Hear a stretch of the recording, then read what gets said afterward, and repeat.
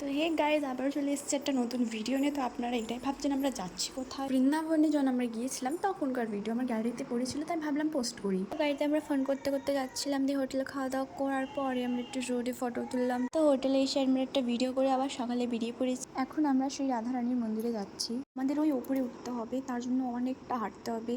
তো চলো আপনাদের সাথে উপরে গিয়ে দেখা হচ্ছে। আমরা রাধারানীর মন্দিরে চলে এসেছি, আর উপরে দেখো কত ভিড়। আর আমরা লাড্ডু গোপালকেও নিয়ে এসেছিলাম। লাড্ডু গোপাল তো অনেক খুশি রাধারানীর মন্দিরে এসে। এখন আমরা উপরে গিয়ে এখন তোমাদের সব দেখাবো। তো দেখো কত সুন্দর, আর আমার তো নিজে দেখেই ভয় লাগছিল।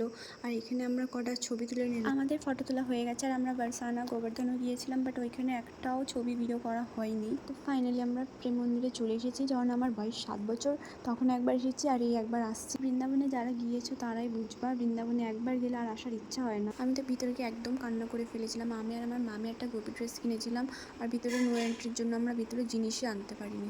দিয়ে আমি আমার মামি মিলে আমার বরকে অনেক রিকোয়েস্ট করলাম, তখন গিয়ে আমার বর রাজি হলো। তখন তো আমরা গোপী ড্রেস পরে অনেক হ্যাপি। আমি আর আমার মামি তো একদমই নাচতে লেগে গেছি গোপী ড্রেস পেয়ে।